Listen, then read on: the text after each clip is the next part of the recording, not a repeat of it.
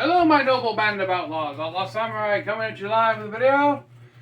Well, if you saw the title of the video, I'm going to be discussing The Witcher's fighting style.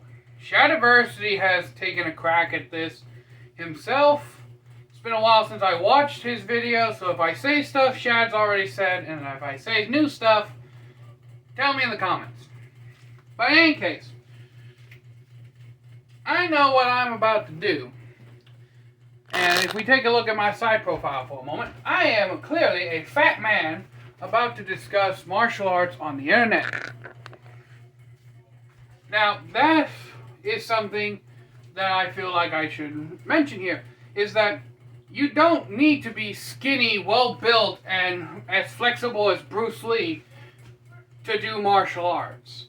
You can be fat, skinny, well-built, non-well-built, average, below average, above average. Doesn't matter. Martial artists come in all forms, shapes, and sizes. Alright? Now, one martial art in particular, and there were probably millions over the course of martial arts history that were overweight and still could whoop the ass of any skinny boy they came across. One particular martial art in general that many people know about today is sumo.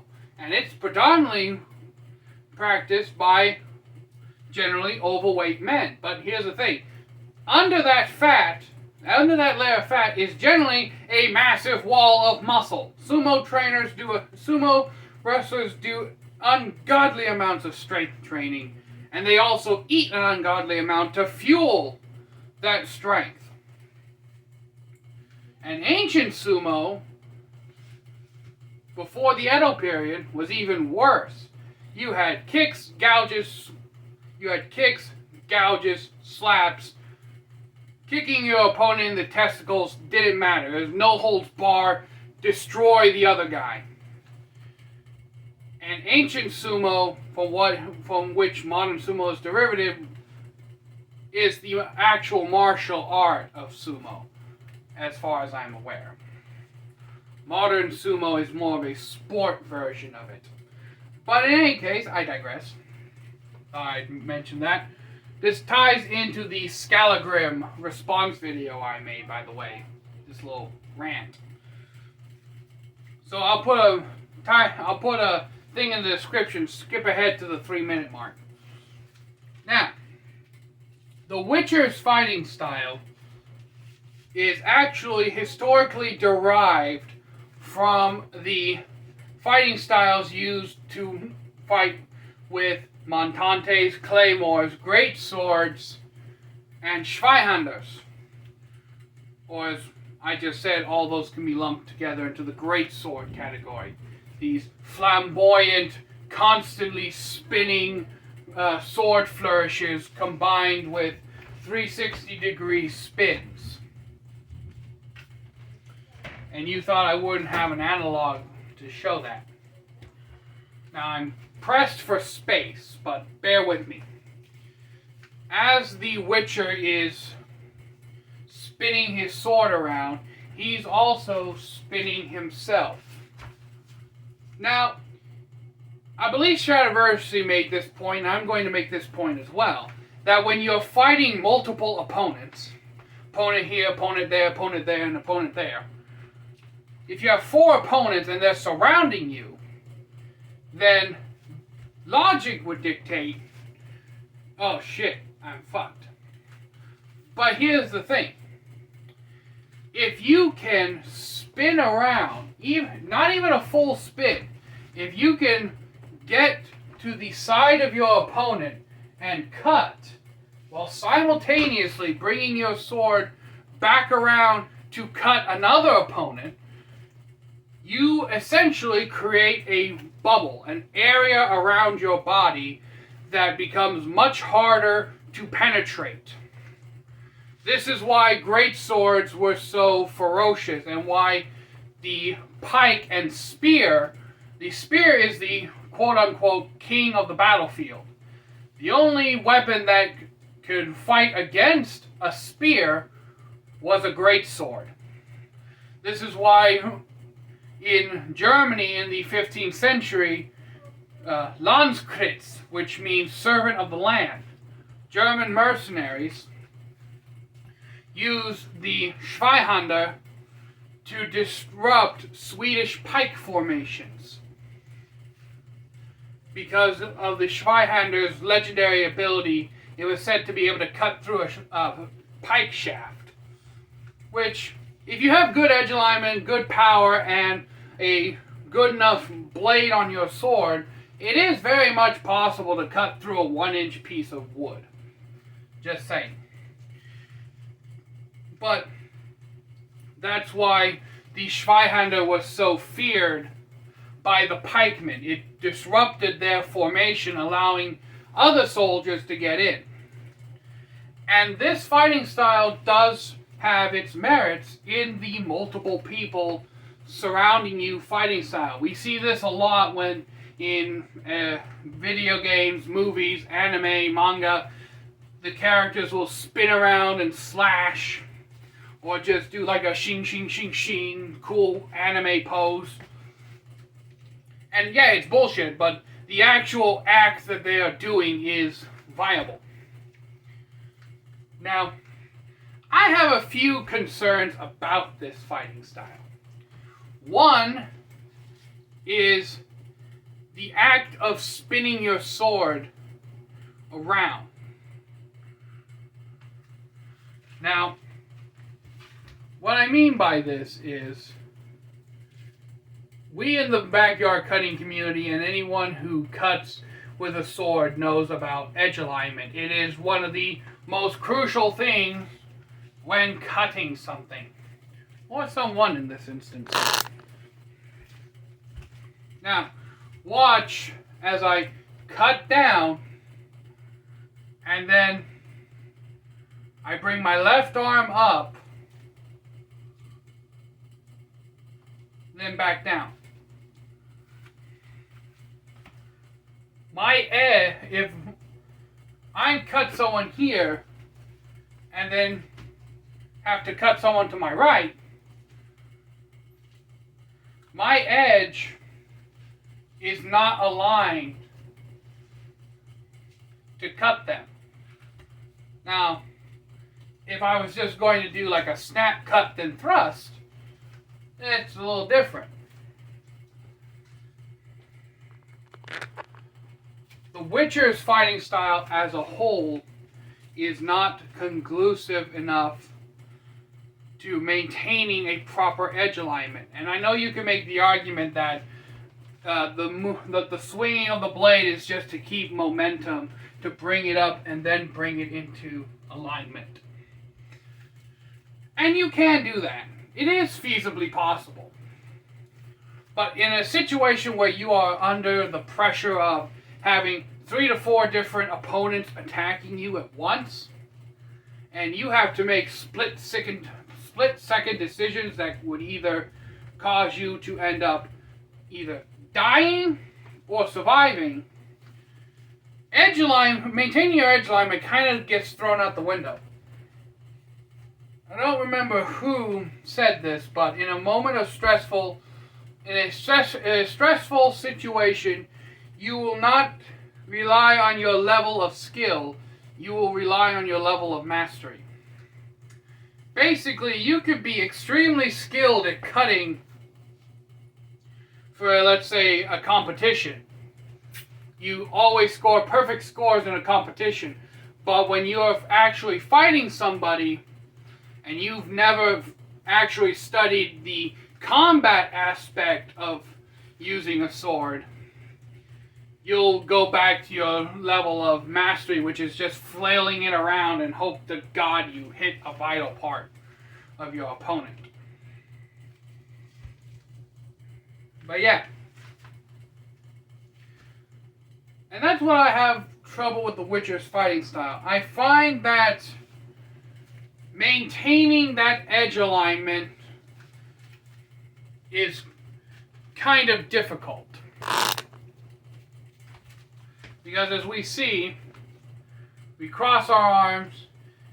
Now, you could argue that all I have to do is bring the sword back up, but now my entire my entire body is pretty much exposed because my sword is over here.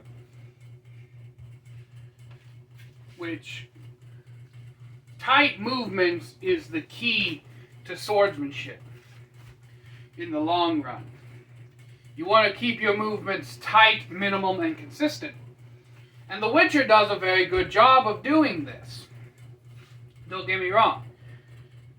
And credit where it's due, The Witcher usually is fighting unarmed opponents. And these unarmed opponents usually have the brain cell of a usually have the brain cell equivalent of a crackhead. So, my boys from Indiana will know that of a Greene County meth head.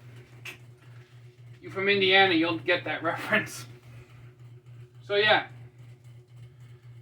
The Witcher usually fights creatures that have the intelligence and brain cell of a methed out tweaker. Also, the strength and stamina of a methed out tweaker. But herein lies the thing. They're not armed in the traditional sense. Yes, they have their fangs, their claws, their tough skin. But they're not using swords, clubs, axes, etc. against the Witchers.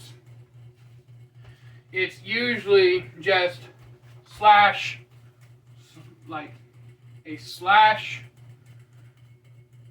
then a follow-up slash, and done. Sometimes it's just one slash, boom. They're dead.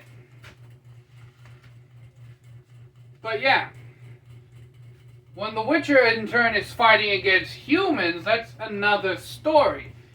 And yes, from what we can see, the Witchers are trained to both fight humans and non-humans. But they specialize in fighting the non-human monsters. This is where their flamboyant style comes into play. It's actually much better to constantly keep to the side of a large creature than facing it head on. Let's say, for example, I had all the strength and powers of a Witcher. Now, transferring this to the real world, the only creature I could imagine in my mind with strength, speed, and toughness equivalent to some of the larger monsters that the Witcher would fight is a rhino. So, let's say there's this berserk killer rhino that's just causing hell in some remote village out in the Serengeti or something. And before anyone says anything, yes, there are thousands of traditional villages still in Africa today. So I'm not going to let y'all play that card with me, and I'm not going to say what card it is because I don't think like that. But let's just say I have to fight this rhino. Now, would I stand directly in front of the rhino? Hell no! The best thing to do is stand to its side because of the fact that herbivores and the creatures in The Witcher are examples of this as well. They don't have the fine motor skills humans do. A rhino cannot just simply go from straight looking at you to standing sideways like this. They have to turn their whole body. Unlike with humans, who all they have to do is just turn foot, shift leg. So let's just say this rhino's charging at me. What I would do, if I was a Witcher, is utilize a very simple turn and then slash. I'd let the rhino charge past me, and I would swing my blade against the charging rhino. So if the charging rhino is going this way, I'm swinging my blade this way so that my blade can dig deeper into the rhino's flesh and cut deeper. And as the rhino is making its second pass, let's just say I'm still in this position and the rhino's coming this way, well, all I'd have to do is retract and sidestep back. And now the way I have it now is not as mechanically strong as I had it here.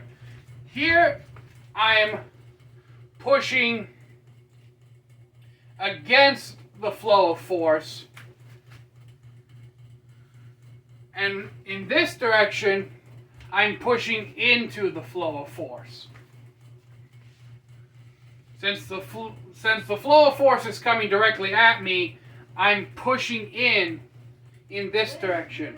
But since the flow of force is now opposite of my dominant side, and I have to cross my whole body, mechanically this is not as strong as this. So yes, there are ups and downs to this. But the point I'm trying to make here is that while the Witchers are fighting these large beasts, and sometimes the smaller, more human-shaped ones, they will swarm you in packs of 4 to 5 to 10. So their flamboyant cutting and their flamboyant techniques. You already tell me to shut now. Yes, Mom. Sorry about that unnecessary interruption. But in any case, as I was saying, there is a method to the madness of these flamboyant attacks, and when these creatures swarm in their larger groups, it makes sense to have the Witcher use his agility and reflexes against them. Now, let's take what I just said and transfer that to a human. Let's say that I, as a Witcher, am fighting against 4 soldiers, not the bandits in the game or the comics, soldiers. So these guys are well trained. They're not as strong, as fast, or have the reflexes I do, but I believe they're closest to the level stats that would give a Witcher a challenge. So that's why I'm using the soldiers. I don't know the difference between the skallagrim, Nilfgaard, Velen, soldiers, so I'm just going to say soldiers. So our Witcher is fighting 4 soldiers. One's armed with a sword, one has a halberd, the other has a battle axe, or a Dane axe. It has a Dane axe. And then the other is, well, an archer, because I've literally gotten sniped more times than I can count from the damn archer. Now, in this scenario, the weapons that the Witcher would have the most difficulty beating would be the axe and the halberd. The sword, it's pretty much already self-explanatory, but in this scenario, let's say that I parry the sword blow from the soldier and kill the sword-wielding soldier. So the sword soldier is dead. Next, I have to deal with the halberd. And this guy is all too well blocking me. I'm barely getting through. And all of a sudden, the one with the Dane axe decides to charge from my back. Now, as I'm fighting against the halberd user, I could just simply step back once the Dane axe user gets close enough, because changing the momentum of a sword is much different than changing the momentum of an axe or a halberd. So once he's committed to his swing and he misses, as I have already stepped behind him, I've defeated the Dane axe user. Now I'm back to having to deal with the halberd and the archer. And because I keep constantly moving, because I keep constantly turning, I'm either making it my overall profile very narrow, very wide, or somewhere in between. Also, since my sword is also moving, I have a semi-protective field around me. Now, let's face it, the archers in the game, as long as you keep moving, can't hit with a damn. They don't have the auto aimbot The Witcher does. But let's just say I get caught up fighting the halberd fighter, and then the archer shoots me in the back with an arrow. Because A, I'm fighting warriors with intelligence, and B, weapons, yes, this style works, but they can also take advantage of the fact that I'm spinning around and everything to, like I said, shoot me in the back or get me distracted and slash, stab, and or wham me in the back with a club. Y'all thought I was going to do the whole half-sorting murder stroke thing, didn't you? No, this thing is too damn sharp for that. I ain't that stupid. But like, or just ram them in the head with the pommel. It's because, like Shad said, it's because of the opponents that the Witcher generally fights, is that they've developed this flamboyant fighting style. And yes, while you are in the process of turning, you do make yourself vulnerable to counter strikes. So if you are going to use this fighting style in real life, you need to understand measure, which is the distance between you, your opponent, and your weapons. As long as you can maintain proper distance and good measure, you will effectively be able to kind of dance around your opponents. Now, a bit of context for this fighting style. Something I didn't see Shad mention. If he did, I don't remember. But just the amount of energy required to maintain this fighting style. This fighting style would require massive amounts of energy and caloric intake to maintain, especially in long-term fights, if this is the only style you're familiar with. Not to say that The Witcher can't 1v1 somebody with a more traditional block, attack, parry, riposte fighting style. Let me do that again. A block, attack, parry, or riposte fighting style. It's just that most of the time the Witcher is always fighting groups of people. He's not 1v1ing somebody until the rest of the group is dead. And even then in the game you're still forced to use these flamboyant spinning attacks. But yeah, the Witcher can very well 1v1 somebody. It's just he doesn't usually 1v1 anything but monsters. And even then, a lot of the times the monsters are in groups. And these groups of monsters are generally not the smartest in the world, but I digress. Back to the actual point I'm trying to make. The caloric intake that the Witcher would need to maintain his fighting style. I imagine that the Witcher would roughly need to, at the bare minimum, ingest 5,000 calories a day, which is generally what a pro athlete caloric intake is. Not to mention the upper body strength and the arm strength required to do this kind of flamboyant fighting style. That's something I don't remember seeing a lot of people talk about, is that the actual physical training to be able to do these kind of high energy, high risk movements must be staggering.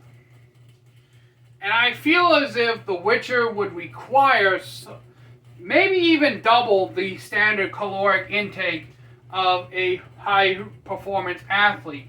Probably maybe at max 10,000 calories a day to not only support his muscles, his dietary, because you need to remember he has his dietary needs. He has to replenish his muscle, ingesting protein to replenish torn muscle fibers, calcium to reinvigorate and strengthen the bones, vitamins, minerals, nutrients in general.